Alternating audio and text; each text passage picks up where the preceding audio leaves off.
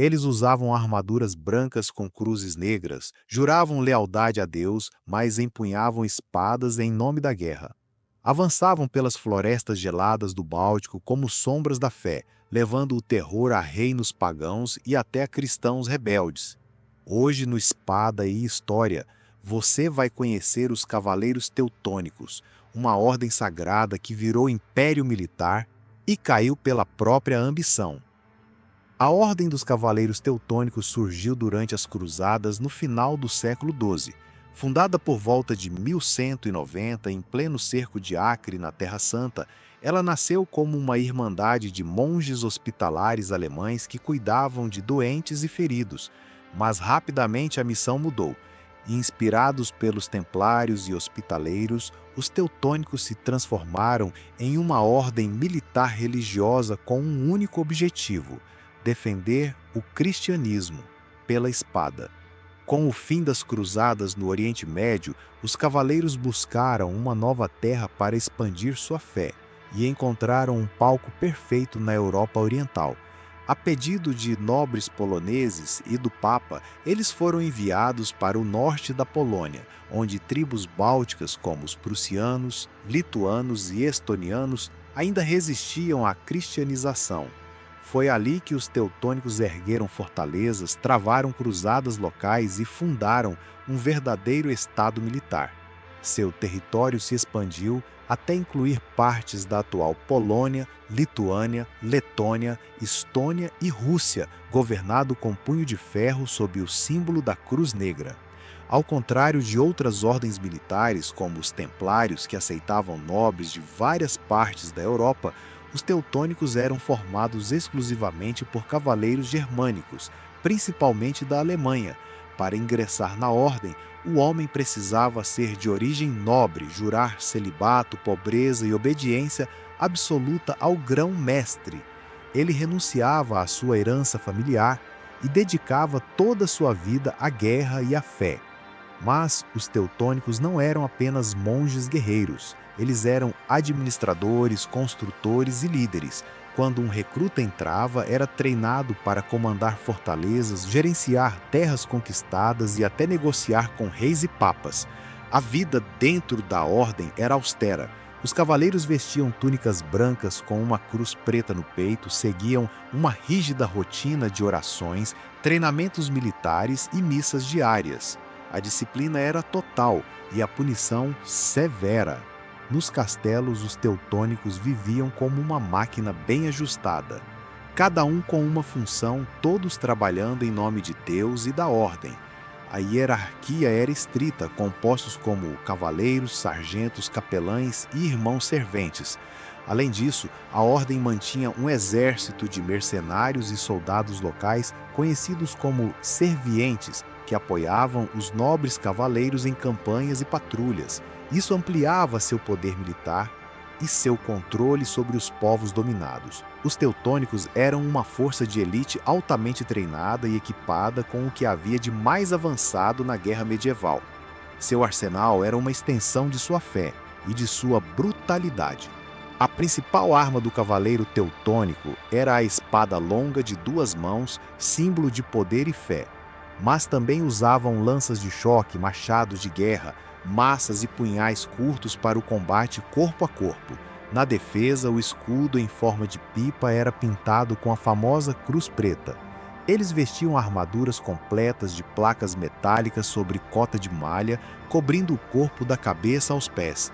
O elmo era fechado, muitas vezes decorado com penas ou símbolos da ordem. No campo de batalha, a força dos teutônicos estava em sua cavalaria pesada. Montavam cavalos, igualmente protegidos por armaduras, e formavam muralhas móveis de aço que rompiam linhas inimigas com velocidade e impacto devastador. Além disso, sabiam usar o ambiente a seu favor. Eram mestres em fortificações, logística e táticas de cerco. Seus castelos, erguidos em regiões estratégicas, eram verdadeiras fortalezas inexpugnáveis. Quando a guerra exigia, também recorriam a armas de cerco, como catapultas, balistas e trabucos, e sempre marchavam sob estandartes com a cruz negra, lembrando que sua luta era ao menos na teoria, uma missão sagrada. Durante séculos, os cavaleiros teutônicos deixaram um rastro de sangue e pedra por onde passaram, mas foi no norte da Europa que suas maiores batalhas marcaram a história. Uma das mais lendárias ocorreu em 1237, quando a Ordem se fundiu com os Cavaleiros da Espada e iniciou a conquista da Livônia, atual região da Letônia e Estônia. A missão era cristianizar os povos bálticos, mas na prática significava dominação e guerra total. Em 1242, os teutônicos sofreram um golpe duro na Batalha do Lago Peipus. Foi ali, sobre o gelo congelado de um lago russo, que enfrentaram o príncipe Alexandre Nevsky. A cavalaria pesada dos cavaleiros afundou no gelo, sendo esmagada pelos arqueiros e infantaria russos. Essa derrota ficou conhecida como a Batalha do Gelo e virou símbolo da resistência eslava contra os invasores germânicos. Mas os teutônicos não recuaram, continuaram expandindo seu domínio com castelos e campanhas militares contra prussianos, lituanos e poloneses.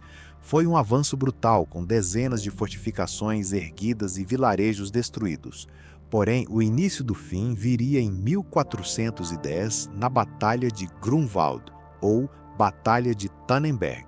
Foi um dos maiores confrontos da Idade Média. De um lado, os cavaleiros teutônicos, do outro, a aliança entre o Reino da Polônia e o Grão-Ducado da Lituânia. Com mais de 60.000 homens em campo, a batalha foi sangrenta e impiedosa. Os teutônicos foram esmagados. Seu grão-mestre, Ulrich von Jungingen, foi morto em combate. Foi o maior revés da história da Ordem e marcou o começo de sua decadência. Mesmo assim, seu legado de guerra e domínio se espalhou por séculos.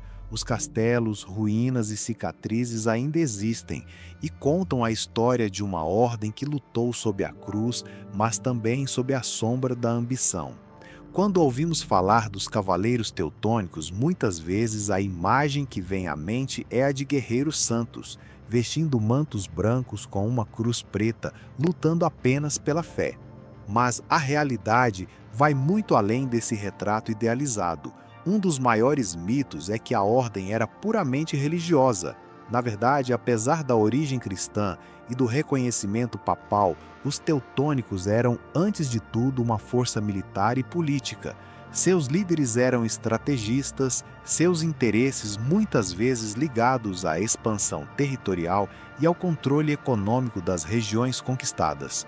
Outro equívoco comum é imaginar que todos os seus membros eram cavaleiros nobres.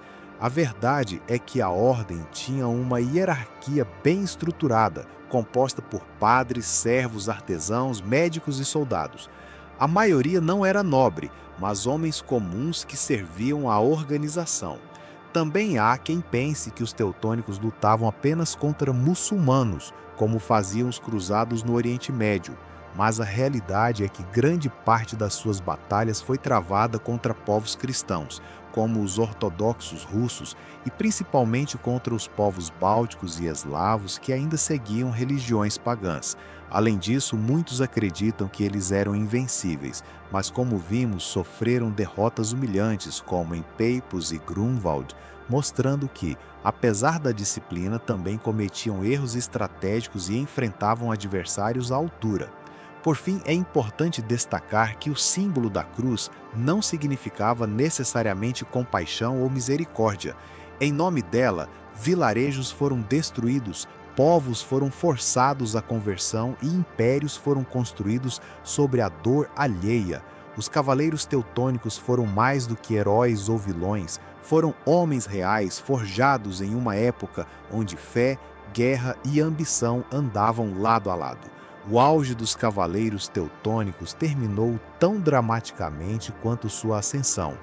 A derrota esmagadora na Batalha de Grunwald, em 1410, foi um golpe profundo, não só militar, mas também simbólico.